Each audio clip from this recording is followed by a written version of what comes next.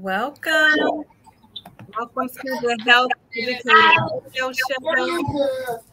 I got a radio show, y'all. I don't even know how this happened. Some of y'all may know my husband, Bilal, and I actually told him an hour ago that I was starting a radio show.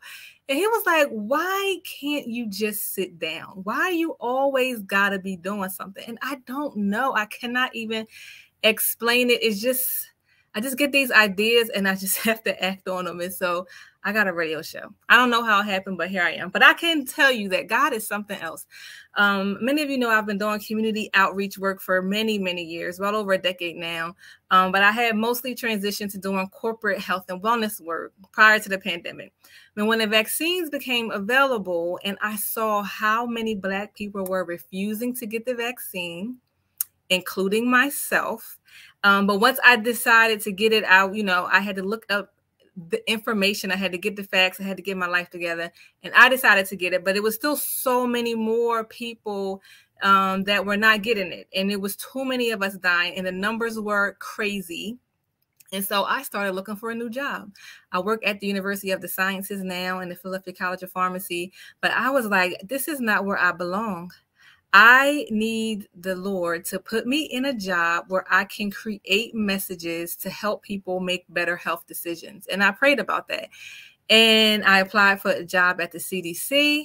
And it was like, thanks, but no thanks. I was a little hurt by that, but that's all right. I picked myself up and I kept on moving. But it's amazing that God has allowed me to do exactly what I asked him to let me do in many other amazing, cool ways. So it's really been incredible. Shout out to Uncle P for having a vision for cmpradio.net to allow people like me an opportunity to get out important messages in our community. So thank you, Uncle P. Thank you.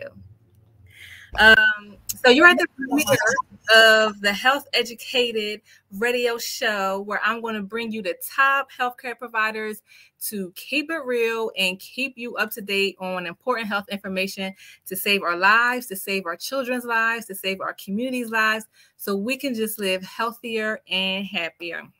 To kick off the show tonight, we are talking COVID vaccines, and we're actually going to stay at this topic for a little while because it's important and because the world is moving on, whether Black people get vaccinated or not. They're taking off their masks and, people moving on. And so I just feel like we have to work a little harder to get our people the information that they need to address their concerns so that we are not continuing to stay at the top of the numbers when it comes to people who are still dying from COVID. So we'll be at COVID for the next few weeks, COVID vaccines, until we can get these numbers up. And so here we are. So last week, a lot of you know that we did a mother-to-mother talk on COVID vaccines, and we did a father-to-father talk. Uncle P was on the father-to-father talk, and Uncle P said he was not getting vaccinated, and he said that throughout the whole hour program. And I was like, what happened? So we have been talking about the COVID vaccine for probably a little over a month now. And, I was trying to address questions. I never judged them, just really letting him be in his space and just addressing his concerns. And I felt like leading up to the vaccine clinic, he was going to get vaccinated because he was starting to ask questions that made me feel like, oh, snap, he going to get this vaccine on Saturday. But on Wednesday's program, he was like, I'm not getting vaccinated. I'm not touching it. I'm not drinking the water. I'm not. And I was like, oh, man, we back at square one. What happened? So I had asked him to come out to do a live broadcast at Saturday's vaccine clinic. And I didn't say anything about the vaccine. I didn't ask him about it, but he got on the bus. We had did a mobile clinic. He got on the bus and he was talking about he not getting the vaccine. And I was like, well, I ain't even going to say nothing. I'm just going to sit here and let everybody else talk to him. So Rasheed is smiling. He was there on the bus with us. And I just sat back. And then I got off the bus to check on the other bus, and I heard everybody shouting and clapping, and Lamar Todd was the host. So I'm like, what is he over there talking about? Because we was over there cracking up with him. And I went back over to the bus and they said Uncle P was getting vaccinated. And I said, won't he do it? The Lord is just in the blessing business. He is taking care of us and our people one at a time. I'll take it. And so Uncle P got vaccinated on Saturday. Yes, I did. Yes, I did. Yep. So he got vaccinated. So I wanted to just have a conversation today, just to kind of talk about that a little bit, dig in a little deep, see what happened, where the light bulb go off. And I want to introduce you all to Rasheed Lee. He is a critical care nurse and a training and education analyst at Penn Presbyterian in Philadelphia. And so he was on the clinic with us, helping to administer vaccines. He has given hundreds of vaccines through all of this and has done a lot of work for COVID-19 patients. So welcome to the show, Rasheed. Thanks for coming.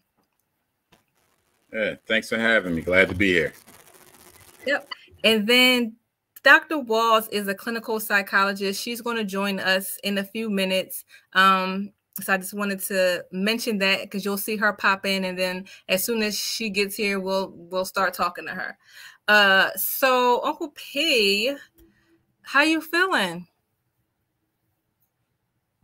I'm feeling good. You know, I got a little headache. I think that's because I haven't really eaten anything all day today. You know, from the time of my vaccination, right?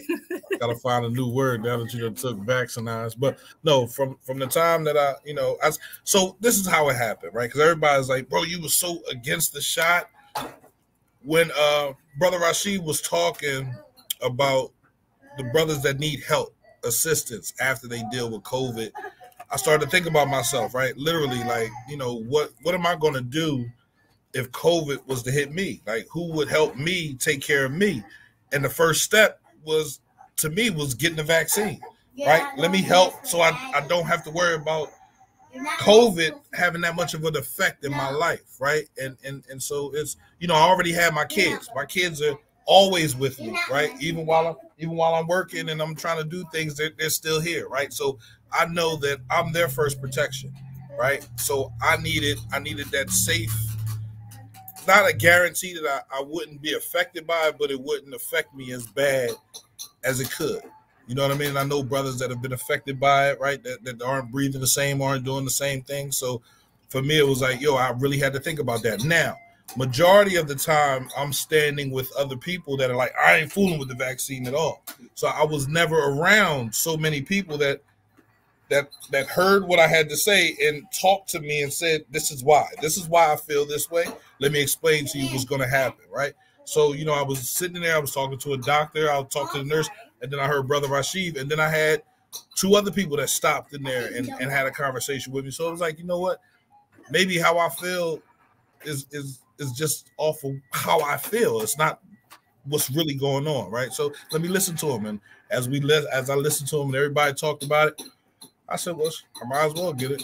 You know what I mean? So go ahead. Give me the vaccine. Let's start that and see what happens. Now I got this headache. Oh, Lord. I was in this dream, holding my head like this. I opened my eyes. I was like, oh, my God, I can't see out the side of my – what's going on? Like, but that's just because I haven't eaten. It's not because of the shot. So, you know, I've been drinking plenty of water. My arm isn't sore, you know, so I'm good. I guess I get the second shot in 3 weeks. What is it, 3 weeks? 3 weeks. So I'll see him in 21 days. So I'm excited, man. Wow. Let me just give you a hand clap. That's great. That's really good stuff. So it sounds like you were surrounded by people who had a positive experience, people who were all vaccinated, because at one point you had asked us on the bus how many of y'all are vaccinated. And I guess it was like 7 or 8 of us there, and we all were vaccinated, and you were the only one not. So it sounds like you know, changing up your environment and kind of being around people who had something different to say about the vaccine as opposed to who you're usually around had an impact as well. So if we can just circle ourselves around people in the Black community who kind of feel like that, I think that we can, continue to have that impact. So thank you for telling us why you decided to do it. I appreciate it. And I want to thank you for hosting that event, right? Taking the time to put everything together, watching you, listening to you, talking to you. Like you said, you thought you had me before the right. And when we did the show on Wednesday, I was like, no, I'm not getting the vaccine. I'm not dealing with the vaccine. It's not happening. And then we had another situation on Saturday, and I really sat there and I listened to everyone and everything that everybody was saying. And when, like I said, Rashid, if it wasn't for Rashid, it wouldn't have happened. Literally, wow. I was listening to him, and he was looking at me when he was talking to me. He was like, "Bro, like the people that have it are not living the same because they couldn't get the vaccine, right? They aren't able to do the things that they used to do. Like, how are you set up? Like, you're supposed to be here for your children. How are you set up if you get COVID right now and it attacks you a little bit differently, and you got to worry about rehab and all this other situation, or you're not able to go up and down the steps and do everything that you do on the." I'm like, oh, I can't. No, I didn't know. Ain't nobody tell me that. I thought some elderberry and some sea moss and a little bit of this would keep me cool. What you mean? No, I don't want none of that. Oh, I can get. All right, come on, let's do it. Let's get it done, right? So I thank him, man, and you, both of y'all. Like, yep, of course. So Rashid, can you talk about that a little bit? What are you experiencing and seeing in the patients that you're having to care for in a hospital? Well, mostly fortunately enough, like a lot of the patients that are coming in are vaccinated. Many of the patients that do come in, and if they're not vaccinated, they go through a process of being asked to be do they want to be vaccinated, being educated about it. And then most of the people who do come in the hospital, they generally will get vaccinated. You have some who will choose not to. But that's generally, it's not many as we think. Now, a lot of the admissions that do come in who are sick with COVID are people who are not vaccinated. And they typically are the ones who typically tend to be a little bit more ill than the others who have been vaccinated. When you're looking at it, depending on, we talk about comorbidities. So when we say comorbidities, we're talking about other ailments that people health conditions that people may have. So if somebody has diabetes, somebody has high blood pressure, somebody may have an issue where they may have claudication issues, where we were talking about on the bus, clots, where people develop clots. There are issues where there are times when people have these issues where they become complicated when these people get sick, right? So, when you're looking at it, you're looking at the situation where you say, all right, if I have these issues, if I have diabetes, if I have high blood pressure, and I get COVID, now you're complicating the issues that you already have on top of the respiratory issues that COVID brings to you. Everybody's different. So how the disease affects them is different. You have some people who come in and they may be they may be winded. They may not be able to breathe adequately. They may need a couple of days of oxygen and then they go home. You have some people where their respiratory issues are really compromised. And then now from that being compromised, it's beginning to affect a whole nother set of issues and health conditions. And so that's when you start to have that like a lot of that downward spiral effect. And unfortunately, within our community, especially Black men, a lot of us don't go to the doctor. We don't get treated. We don't do annual exams. We don't, a lot of things that we don't do. So when we get sick, a lot of times we go to the hospital and they'll say, you're positive with COVID, you can't breathe. But how long have you been having high blood pressure? And then we're the main ones in there saying like, I don't have high blood pressure. Well, you don't have it because you never knew that you had it. And so now we're treating not only COVID, but now we're treating your blood pressure, or we're treating another condition, maybe which is more common in our community, diabetes. So now we're treating those conditions as well. And a lot of times when you have these unknown comorbidities, and you put COVID on top of that, it just makes the condition even worse. Yeah. So, I think it's really important to point out the fact that a lot of people don't even know the health conditions that they have. And we're going to do some shows on health screenings and what you need to do, how to know your numbers. And so we're going to talk about that because I think that that's an even bigger issue. You should not get to the ER to find out that you have diabetes or that you have high blood pressure. That stuff has it takes time to develop those things, and it should not be you in the ER because you can't breathe because of COVID that you find out that you have all these other issues going on. So we're going to do something about that. But I think that that's a really important point, is to point out that people don't always know what health conditions they have. And so you don't even realize you have comorbidities or other diseases to complicate COVID because you haven't been to see your doctor in a year or more, or you don't have a primary care doctor, or you don't have insurance because you can't afford to go to the doctor. And so it's really complicated. Hi, Dr. Walls. Thanks for joining us. How you doing? We're just talking about Uncle P's decision to get vaccinated, and he heard something that really stuck with him. He pretty much said that he heard the fact that from Rashid on the mobile clinic, he heard him say to him that, who's going to take care of you if you get COVID? And for him, that really stuck out to him. And, he felt like, all right, it's time to do it. It's time to make it happen. And so that is really what pushed him or motivated him to just go ahead and get the vaccine. And so that was awesome. I wanted to ask you, Dr. Walls, what are some other reasons that people have told you about why they don't want to get the vaccine? Yeah, I love I love the fact that, first of all, that you're having these conversations, because I think it is the conversations that make the difference. And when you're hearing different people's thoughts and insights and reasonings and rationales, it forces you to think about something beyond your own thoughts. Yep. And many times, as we know, we get trapped in our own thoughts, and it really blocks our ears from hearing anything else.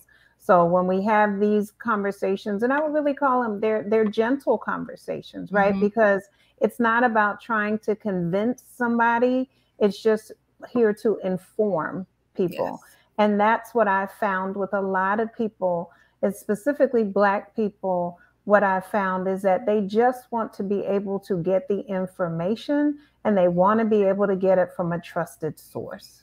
They don't want to feel as though someone's trying to convince them, someone's trying to persuade them, and definitely don't want to feel as though someone's trying to force them. Mm-hmm. And so that's some of the reasons actually why people have been hesitant, because they said that they feel as though people are trying to force them to get something and not enable them or allow them to make their own decision.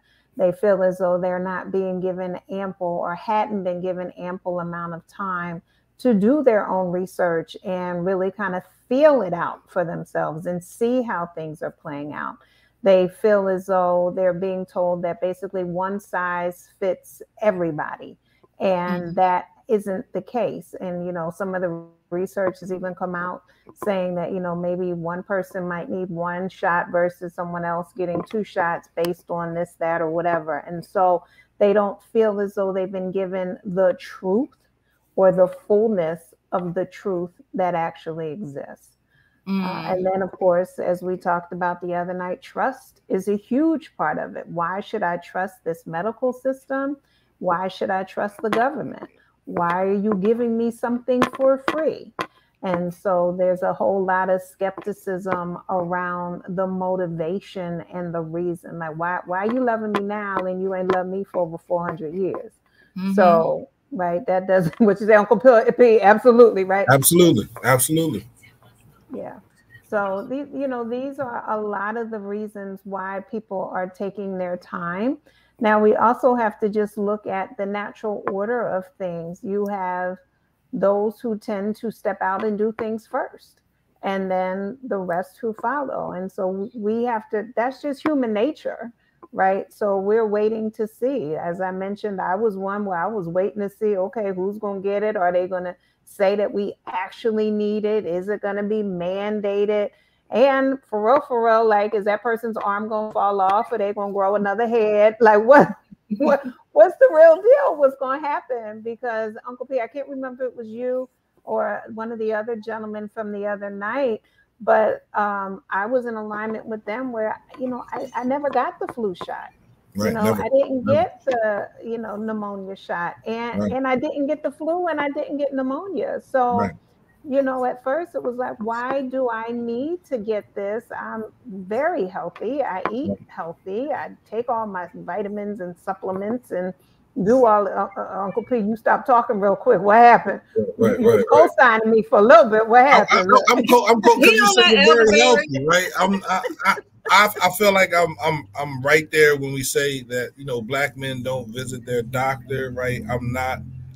And I've heard people say, health is wealth in the Black community, right? So it's like, all right, I need to get on board with all of these things, right? I got to hit my 5-year primary care doctor, hit him up, make sure I'm going to check on my high blood pressure, and I haven't taken my medicine in over 4 years for high blood pressure. And it's like, yo, come on, man, what are you doing?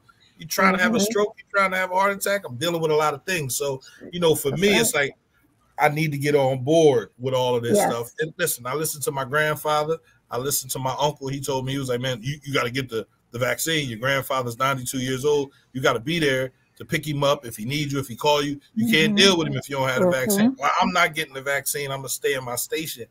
But like I said, talking to everyone that I talked to on Saturday, and they were just saying, they did it not only for themselves, but for their family. And then they did it to protect themselves. Now they can still get COVID, but it won't be as bad. You gotta know some COVID facts. Right. So it won't be as bad. So it was like, all right, I don't want it as bad. I don't want to be in there with a ventilator in my mouth and all that stuff. I want to go in there and say, listen, I got the shot, but I'm feeling a little sick.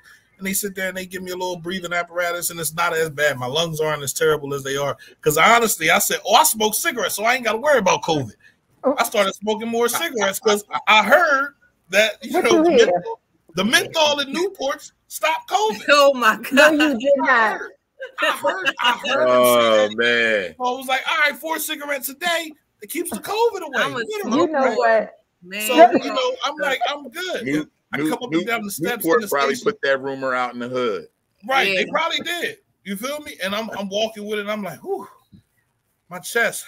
Do I got COVID? I can't even go up the steps. I'm not going to go get no tests. I'm not coughing or anything like that. But, for me, that's how I was playing it, right? Because when it first hit, I put myself in the station. Like, I'm not going anywhere. Anybody that comes here, I'm spraying down Lysol and everything. But for me, once I got the shot, I talked to a couple of my friends. And he was like, man, for real, bro, I was going to tell you I got my shot. That's hilarious. I said, hold on, you telling me you sit there standing? He was like, man, I ain't want you to yell at me. I ain't want you to get mad. Wow. You feel me? I'm just saying, I was like, all right, cool, no problem. But I think just understanding that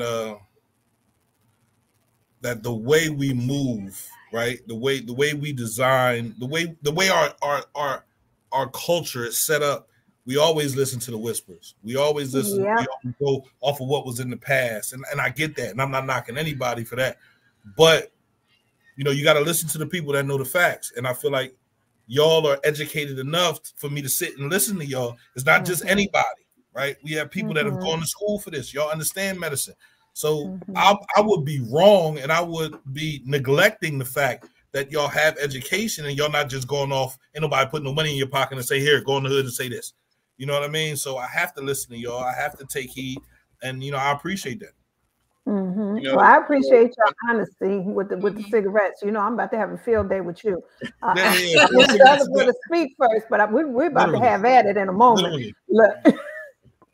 I think one of the biggest things too is that, and you hit on it, Uncle P, was that, being able to get somebody in a room and being able to provide them the information, right? Because I shared my story, and me and the doc, our story was similar. When it first came out, when they first started talking about it, and 45 was the main one putting the information out there. Every Black person in the world was like, oh, no. 45 taking credit for this. And you know, but that was the emotional response, because that's the first thing that we saw. And then as time went on and I started doing my research, getting a little bit more information and understanding that the science was out there years before him, then it started, I had to get wise about it.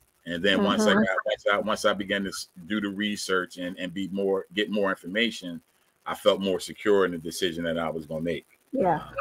And then, you know, with my family as well.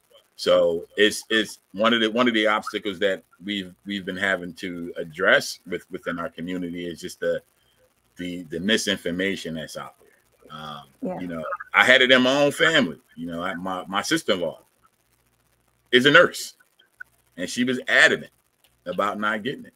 And for the life, I have a family of nurses, right? Healthcare professionals, and she was adamant about she's not getting it. And for the life of me, we didn't pressure her. But then, you know, me and my wife, we started asking questions like, where are you getting your information from? Yeah. Right? Where are you getting your information from? Why you so adamant? And so then she started sending us where she was getting her information from. And so I said to my wife, is she even reading this stuff? Because if, you know, a lot of times if you research where you get the information, where the information comes from, it'll basically tell you if it's validated or if it's opinionated. Yes. And a lot of the information that, unfortunately, the way the internet is set up with these algorithms, if you click on something that subscribes to being misinformation, you're gonna keep getting those things sent to you. Yep. And you know, so that's, you know, we as healthcare professionals that are out there, we're fighting that struggle with a lot of the misinformation, and then trying to get people in a safe space to be able to allow, like you, Uncle P, allow you to be able to voice all your questions, all your concerns with no pressure, and be able to answer them, you know, answer them honestly, truthfully, but still allow you to have your decision, or make your decision the way you want it, without you feeling as though you being looked down upon. And I think that's what we have to do. We have to allow people to feel comfortable in their space to be able to make the decisions that they want to make, and be okay with that. Absolutely. Yeah. Yeah. There's so much in all of what was just said, because, right, first of all, we tend to do things based on feeling as opposed to fact. And I'm not saying following feeling isn't the right thing to do at times, but we have to learn to balance our feelings with our intellect. We need both. So if we're feeling a certain way, now we need some data to support it, right? That's in all things. We got to get some data, because sometimes our feelings are not correct, and sometimes they're spot on. And if you have not been developing that feeling muscle, then why are you choosing to trust it at certain times? Right? And so then, you know, Uncle P, like if we was in my office, look, we be going toe to toe right now, because I'm like, what? You done chose Newports and what? Smoke 4 a day, keep the COVID away, and you that makes sense? Yeah, I mean, you know, I don't know what's in there. I'm not going to get into the ingredients inside of cigarettes, right? Yeah. I've been looking at all that stuff, but you know, for it was a ton of misinformation that was passing by. And it's like being on the front line. I'm just picking things up and looking at it and saying, yeah, that could work. All right, I'll try this. You know, what's a little bit cheaper?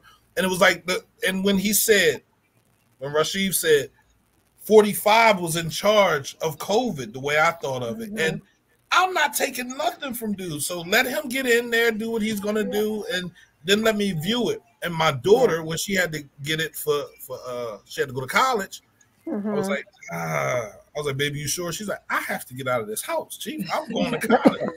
Give me my shot.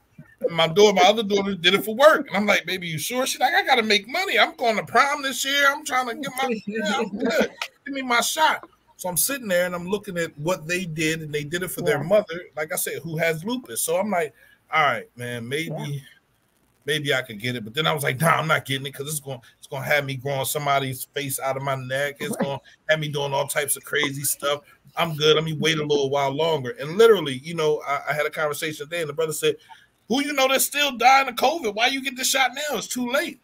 I said, man, listen, somebody could die tomorrow of COVID. I could get COVID and die from it, and they wouldn't even talk about it. Number one, because they want everybody to think the shot is working. So they stop giving all the hospitals money to say people are dying of COVID. They just going to say I died of high blood pressure. They're not going to say I died of COVID. So I'm getting my shot for protection for my children, for protection for myself.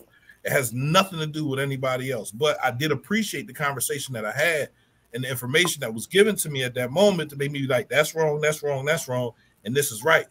And it's like, oh, all right, cool, I'm good. Yeah. And Uncle P, you said something earlier too, which is vital. And again, Dr. Motley, why these conversations are so important, right? Because we are not being paid to push the vaccine, right? We're not on anybody's agenda here. It's just looking at what are the facts stating and what are the healthiest decisions for us. And then, of course, coming in and making sure that we're not getting in our own way of being the healthiest that we can be.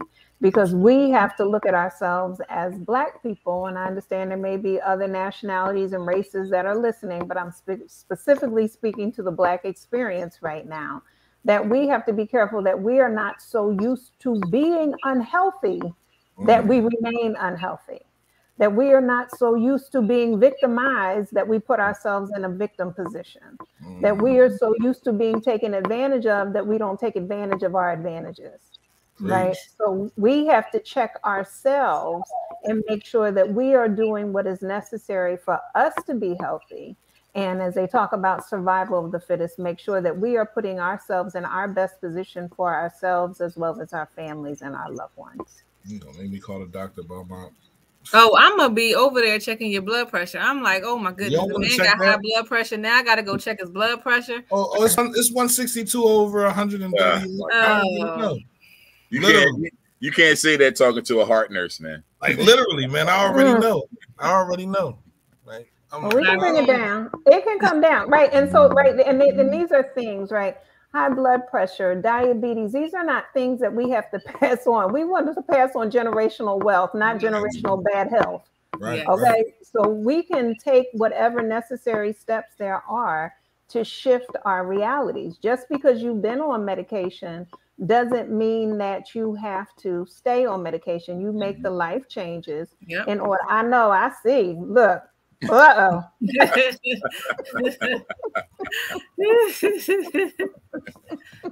listen. So for me, it's stuff about the blood pressure medicine. It's like, yo, it can mess up my. I don't. We're gonna work through it all.